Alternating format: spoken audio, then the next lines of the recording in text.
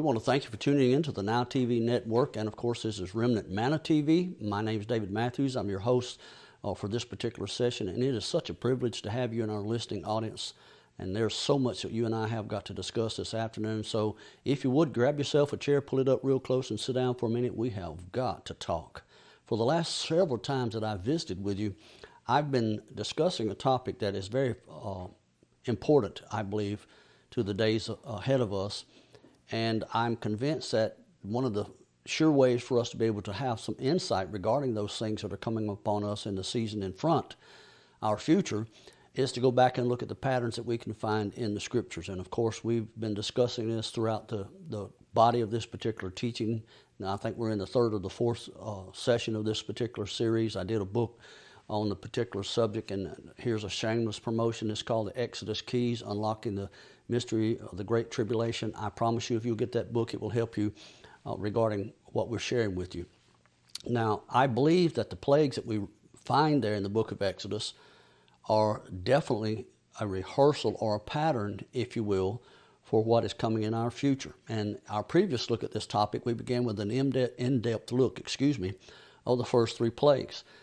Now, bear in mind that the first three plagues fell on both Egypt and Israel. You need to understand that. There are a lot of individuals out there teaching that the rapture is going to take place and that the quote-unquote believing community is not going to go through the tribulation period. I beg to differ. In fact, if you want to go back and look at the only example that we have of a, quote, true rapture, someone being caught up or taken away or removed out of the earth, you can see that in Genesis chapter 6, when you find that Noah was left in the earth with his 7 family members, and it was the wicked that were taken out. And so following that pattern, the wicked are going to be taken out in the days ahead, and it is the believing community. I refer to the believing community as the house of Israel, and there are a lot of you that may be listening that are in the church and think that there should be a distinguishing line of demarcation between Israel and the church, and most people look at Israel as that little small state in the Mideast, when in fact it's far larger than that. That word Israel in the Hebrew language literally is Yisrael,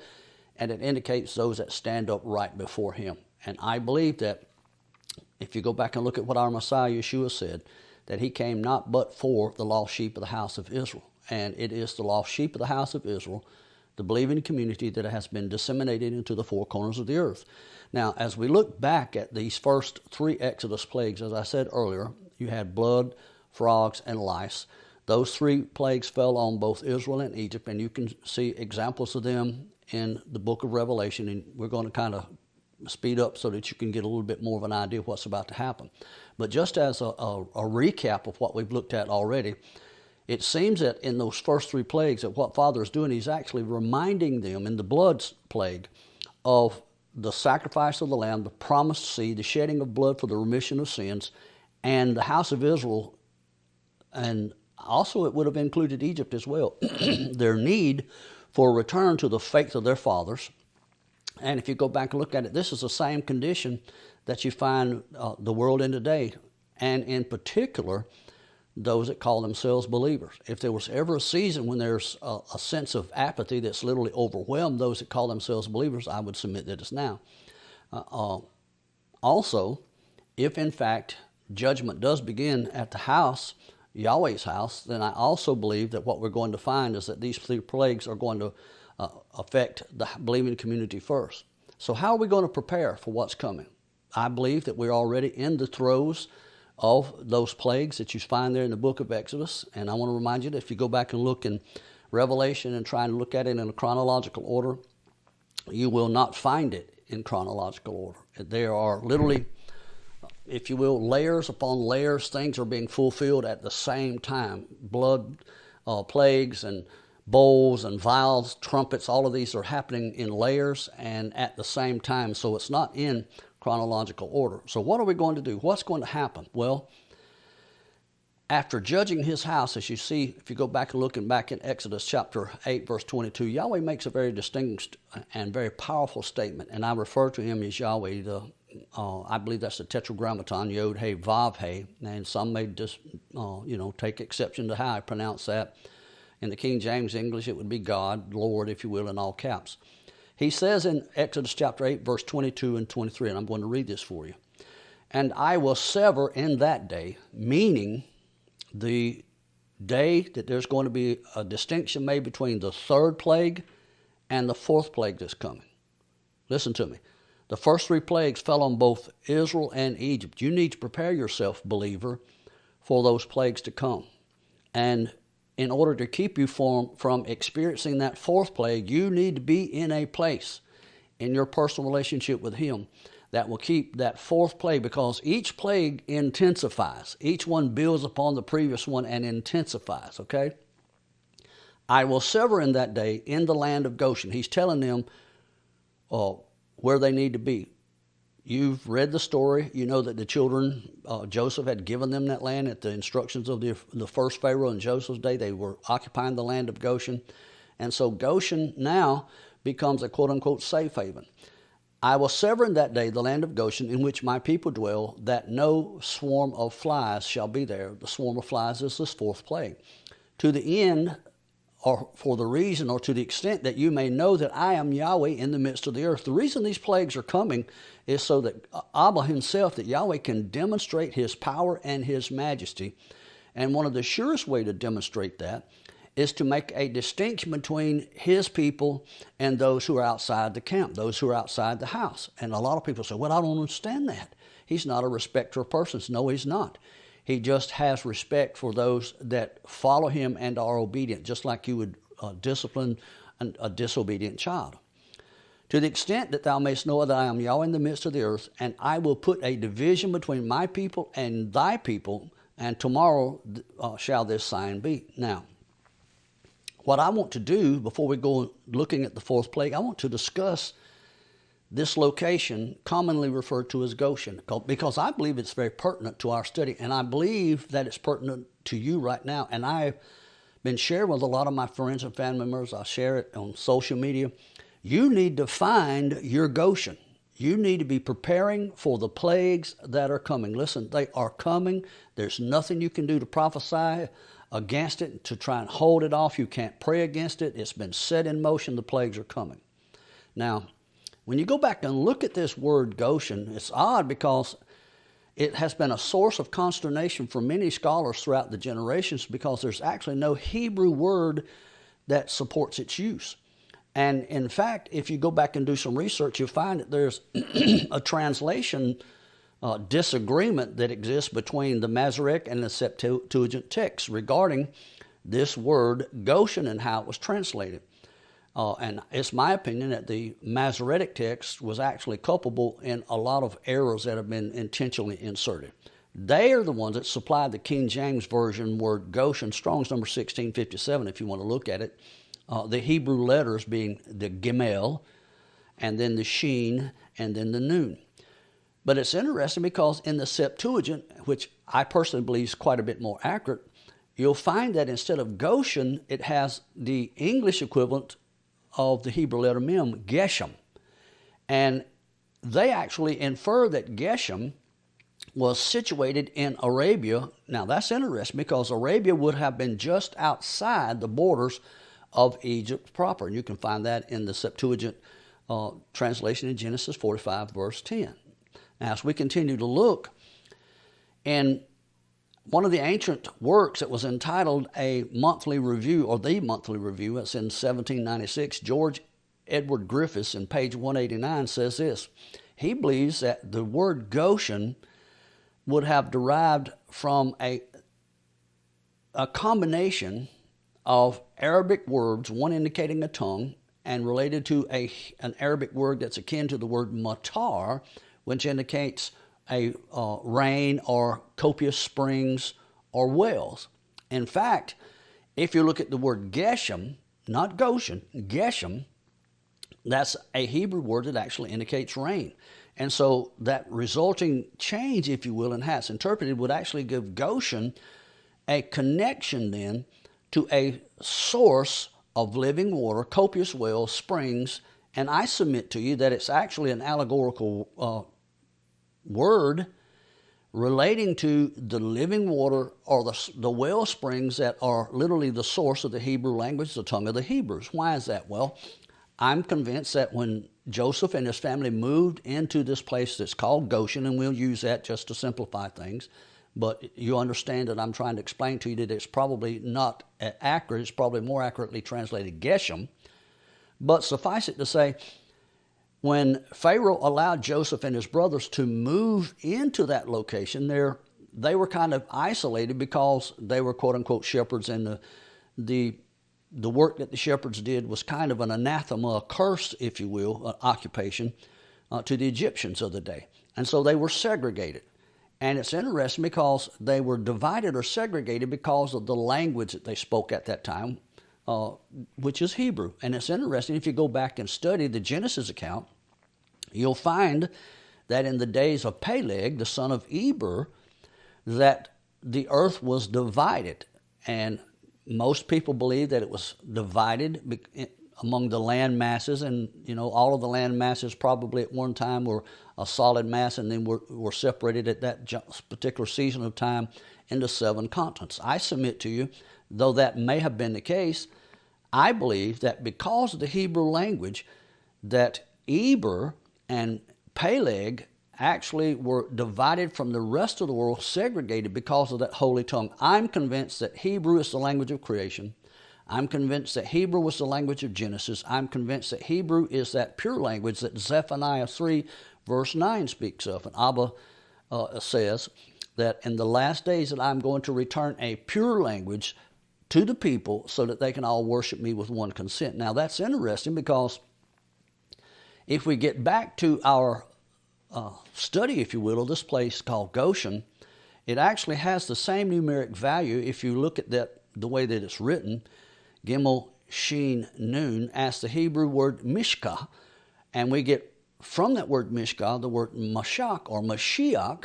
I know you're familiar with that. It's a Hebrew term that means to anoint, to smear, to consecrate, to pour oil upon someone. It's actually the Hebrew word that indicates the anointed one. And so Goshen would have been the place where the anointed one or anointed ones would have resided. I believe that they were the ones that were given the charge of the Hebrew language, just like there's a restoration of the language occurring today. And you also have to remember, since there were only 70 plus original Hebrews that first occupied Goshen, and at that particular time no specific place name was given prior to that. And so it has, in my opinion, after having excavated the text and looked at it in the Hebrew language, that there was no place known as Goshen or Geshem, depending on which manuscript you looked at, until the Hebrews occupied the place, and it began to be called Goshen or Geshem, simply because of those that were speaking the living waters of the language of Hebrew in that place of anointing. Now, why is that important? Well, you remember earlier when we were discussing this, I told you need to find your Goshen.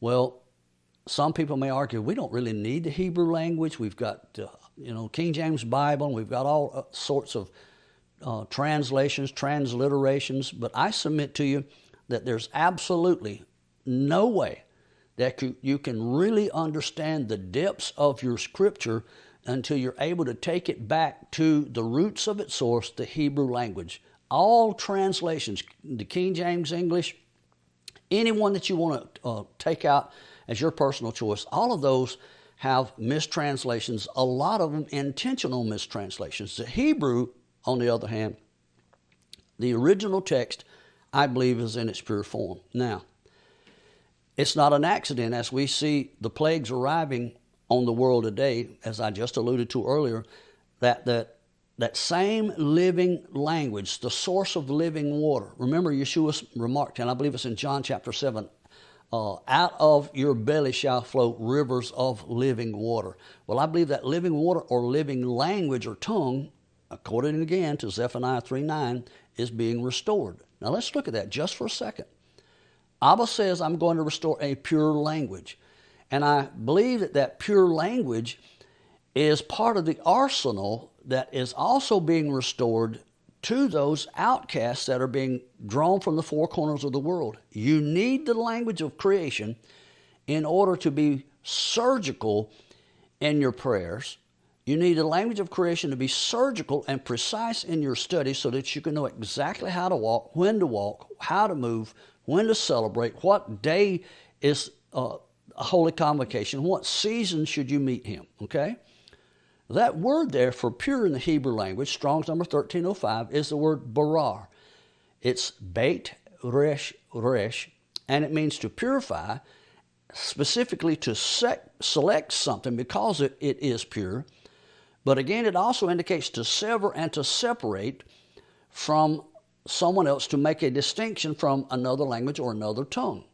And so the Hebrew language is separate and distinct. And you may say, I'm not old enough, or I'm too old. I'm not educated enough. Whatever your excuse might be, I submit to you, you have no excuse, because there's never been a season like there is now to have access to the language of creation like we have today. In fact, if you want to begin to learn, I suggest, especially just beginning to learn the letters of the alphabet, the alphabet, get Frank Seekins, Dr. Frank Seekins, Seekins, his books on the language. In fact, you can contact us, if you will, at our website, www.livingmanna.net, and we will do everything we can to accommodate you, to help you get. That is the best primer I know of out there for an individual to start learning the rudimentary letters of the Hebrew language. Now, he says, I'm going to restore a pure language. That word in Hebrew is safa, language, a lip, tongue, or border. Listen to me. Israel is in Goshen. Goshen has a distinct border from Egypt. Goshen, because of the border, now listen to me, Yahweh establishes this border because he says, I am going to make a distinction between the land of Goshen and the land of Egypt. You need to think about that. Somebody, I believe it was the angelic host, is patrolling the borders of the land of Goshen. I believe that the angels of creation are literally set there to police, if you will, the line of demarcation between those that occupy Goshen and those that occupy Egypt. And if your language is able to establish the borders, remember, you came out of the church. A lot of you are still in the church. A lot of you are fond of saying, I put the blood on my doorpost. I anointed my house with oil, symbolic of the blood being applied. I plead the blood. You need to understand exactly what that means. The word plead there doesn't mean to beg or issue a plaintive cry. It means to litigate. You use that blood, the application of the blood. It's not a natural application as much as it is a spiritual application. And that's why your language becomes the tool, if you will, the device that will establish the borders of your particular sanctuary called Goshen. Just like I said earlier, as the earth was divided in Peleg's day. Now, it's my opinion that the Hebrew language is going to be extremely instrumental in separating the people of Yahweh from those that are outside symbolically in Egypt. And because of the restoration of the language, it's going to allow us to serve him with one consent. Le'avdo shechem echad. Now I want you to pay attention here, because you're familiar with Ephesians. And in the book of Ephesians, and I believe it's in chapter 4, we're told that the Messiah gave gifts to men for the perfecting of the saints until we become part, through the maturation process, until we grow up unto the measure of the stature of the fullness of Messiah, until we all come into the unity of the faith. And so how can we come in the unity of faith, or, as we just alluded to, serve him with one consent, one mind, one accord? Listen to me. Go back and study every instance in the Scripture when mankind was in one mind and one accord, and you'll find that it was so powerful, so significant. One of those occurred when man was in a fallen condition in Genesis chapter 11 and began to build the Tower of Babel. Go back and look at that. It said that they were all in one frame of mind, speaking the same language, and it was so powerful that Yahweh himself had to come down, get involved, and confound that language. Most of you remember the upper room account, when the 120 in that upper room were in one mind and one accord. What happens? The Ruach HaKodesh, the Holy Spirit, comes down and envelops that place and empowers them for the work that's ahead. I submit to you, listener, that this Hebrew language is so important that it is going to enable you to learn how to speak strategic things concisely. It's going to teach you how to become part of the body of Messiah, to find a particular niche that you belong to, and it will also help all the rest of us, members of the body, to find where we are supposedly to fitly join together. Now, listen to this. To serve him with one consent. Le'avdo shechem echad. If you go back and look at that in the Hebrew language, you may not be familiar with it, but I challenge you to go back and look at it. You'll find that root word in the Hebrew for serve is avad or abad. It's aleph, bet, dalet. It also happens to be the root of the name of the king that is going to arise out of the pit in the book of Revelation. He was called Abaddon, or in the Greek, Apollyon. And we mentioned this in the first part of our studies because it's this king, this fallen Nephilim, if you will, who is going to arise out of the bowels of this pit, and he will lead a horde, if you will, of other demonic entities who will torment men. And all of those men that are going to be tormented will be tormented simply because they cannot be identified as belonging to Yahweh. In other words, they're going to be marked for destruction because they don't have a specific seal. Do you suppose maybe that there's something to do with having your mind renewed, if you will, by the language of creation? Now, we study here 2 Timothy 2:15, study to show yourself approved unto Yahweh, workmen that need not to be ashamed. How can I keep from being ashamed? By rightly dividing the word of truth.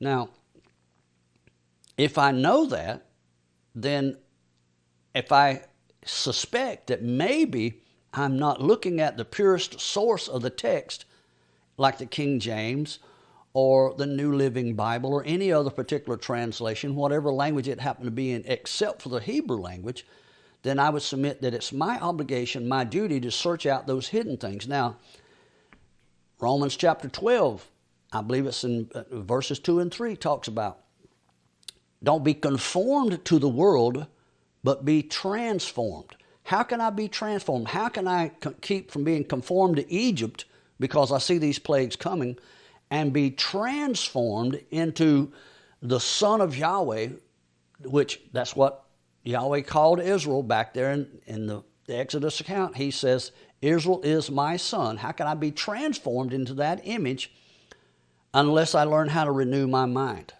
Think about that for a second. Don't be conformed to the world, but be transformed by the renewing of your mind. As you begin to get your mind renewed, then you can therefore begin to prove or demonstrate what is that good, acceptable, and perfect will of Yahweh. And so I have to ask you the question, since we're talking about residing in a place whose boundary lines have been established to protect me, afford me a place of sanctuary, to keep the next set of these plagues from coming nigh my dwelling. Go back and read Psalm 91. 10,000 might fall on one side, 1,000 on the other, but it will not come nigh my dwelling. Why? Because I'm in a place of sanctuary. What place of sanctuary is that? When these plagues come, we'll look across the border and we'll see how they're affecting Egypt. We'll see how the world is being affected. And because we are in the world, yet not of the world, we may see some of those effects and the ripple effect of it affect us, but it will not be like it was to the extent it was with those first three plagues. And so is it possible that this language of creation, the Hebrew language, the language of Torah, that it could also be instrumental in that marking or sealing a fencing off to establish a border to cover or hide the people of Yahweh from Abaddon and his demonic hordes who are going to be unleashed soon? Let me just call something to your attention where this king is released out of the pit. It's in Revelation 9, verse 4. And it was commanded them, this is those demonic hordes whose king is Apollyon, also known as Abaddon. They're going to be released. And it was commanded them that they should not hurt the grass of the earth, neither any green thing, neither any tree, But only those men, listen to this, only those men who did not have the seal of Elohim, Yahweh, in their foreheads. Think about that for a second. Do you think that maybe it's going to be a blatant tattooed mark across our forehead? We've been taught all our lives that we'd have the, if you worship the anti-Messiah, that you'd receive the mark of the beast, and we've been taught that it's probably going to be a 666 tattoo on our hand or in our forehead. I don't think so. I believe it has more to do with the condition of your mind. Now, let's look at that, because in the Septuagint, looking at those two Greek words, they're actually closely related to their Hebrew counterpart that you can see in Exodus 28, verses 11 and 38. Let's look. Let's look at that word seal. Who have not the seal of God on their foreheads. It's the word chotham, and it means a signet, as in a signet ring, that's used for identification, to seal up something as a means of protection. Forehead. The word forehead in the Septuagint and in the Hebrew are very closely related. In the Hebrew, it's the word metzak, and it means the brow or the forehead, that which is clear and conspicuous. But if you look at the root of it, the Hebrew letter mem and the zadi form a root that means to garrison, to establish an outpost, an army, a standing monument, a stronghold. It has the same numeric value as the Hebrew word nefach, which means to breathe or to release. So your mind becomes a garrison. Listen to me. It becomes your Goshen. It becomes your fortified place. That's why you need to have your mind renewed if you're going to expect to survive what's coming. It becomes a strong, fortified place if you are fortifying it with the right thing. Now, it's interesting because those same root letters of the word metzak, just rearrange them, and they give us the Hebrew word zamek, which is a branch or a root to spring forth or sprout. And many of you remember what Isaiah says about the branch, talking about our Messiah Yeshua, that he was the root or the stem of Jesse, that out of him would sprout up a living nation. And so it's interesting because we're living in a season when all of these things are beginning to come together clear and concisely to enable us to see in front of us, rather than through a glass darkly like we have so many years prophetically, but to see things a lot more clearly. And here at Remnant Manna, it's our belief that the Hebrew language is going to enable us to survive what's coming. Now, I know I've given you a lot of information this afternoon, a lot of things to chew on, and I challenge you once again, don't take my word for it, do what 2 Timothy 2:15, study to show yourselves approved unto Yahweh, workmen that need not to be ashamed, so that you can, in fact, rightly divide the word of truth. I believe that this is your season. Abba has plans for you, Jeremiah 29:11, and they're plans for good and not for evil. Thank you for tuning in. We'll see you again next time. Don't forget, we love you, and may the peace of our King rest upon you and your house. Shalom.